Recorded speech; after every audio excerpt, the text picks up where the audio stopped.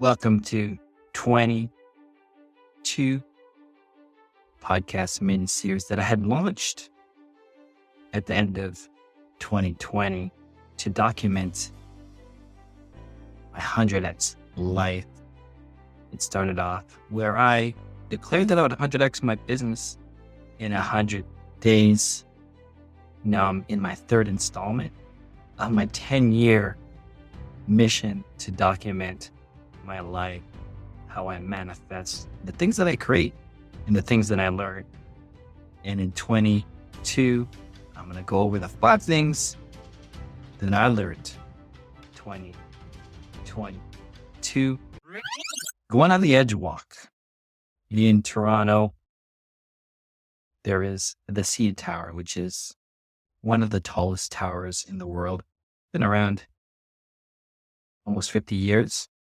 And they have this experience called edge walk, where you are on the roof, standing on the edge, and you just lean over the edge. Oh, just thinking about this, I get fears and shook of the experience.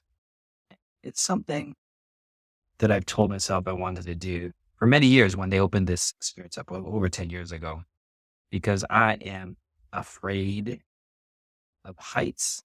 I'm scared, but mind over matter, right? So I signed up because a friend of mine was up from New York, and it happened really organically. I was like, hey, you want to go to Edge Walk tomorrow? I'm like, gosh, not really. It's like, don't worry, it's on me. You don't have to pay. I'm like, all the excuses out the door. I went on it. This was happening a week before I was to compete at the Speaker Slam competition, which is one of the largest motivational speaker competitions in the world, where I'd be competing with some amazing world-renowned speakers, where it was something that I wanted to do. But here I am, on top of Toronto, hanging out the edge, feeling afraid, feeling free, feeling scared, holding up for my life. Wow, that was nuts, because next day I went to the hospital. Turned out my diverticulitis flared up, and that happens through stressful environments. And boy, was I stressed. I mean, when I was up there, I was calm. I have a very good calm practice. But when I look at photos and the videos of myself, I'm like, man, that guy in that video, me, is scared. And my body definitely let it go. I was on antibiotics, and I don't regret doing it, but it was just pushing myself to the limit, seeing where the limit was. And I think I know where the limit is when it comes to, I don't know why or what had happened, but I did this less than a week before the Speaker Slam competition. So now I'm preparing for one of these high stress, high pressure. I invited my family, my friends to watch me compete.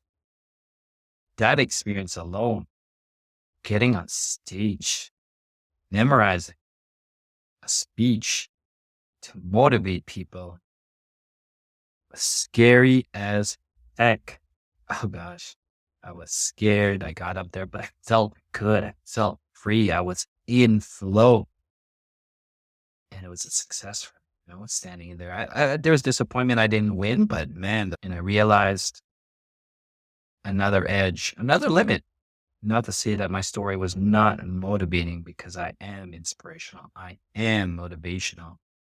But that type of form for those thrive in performance who have that, and not to say I cannot, I can, but that's not my arena. So I got to the edge. Speaking of understanding who I am, I'm a podcaster. I am a tech entrepreneur. I am someone who is in creation. And to get better at that, which I can, it's a different mindset. It's a different game. I started the practice of taking more cold showers, not every day, but a lot more than often, and just changing the discipline of the comfort. Being in this mindset was really, really helpful. And It allows me to continue to stay on the edge and maybe a little more safer than the top of Toronto, the sea tower, or understanding the edge of my abilities or my performance abilities. And I will get better, by the way, speaking, but just simple things of being uncomfortable and allowing the body to feel it. As I think about being on the edge, this last month and a half, I've been working with AI, working with ChatGPT, and just being the edge of technology when it comes to creation and the tools that we have. I love that I'm very open to new technology and being on the edge of it. And that's something I thrive in. It's something I really jump into. The next episode, talk about redefining myself, how I think, what the platform I believe I'm in, who I am, what serves me best, how the relationships work, my family expectations, and everything.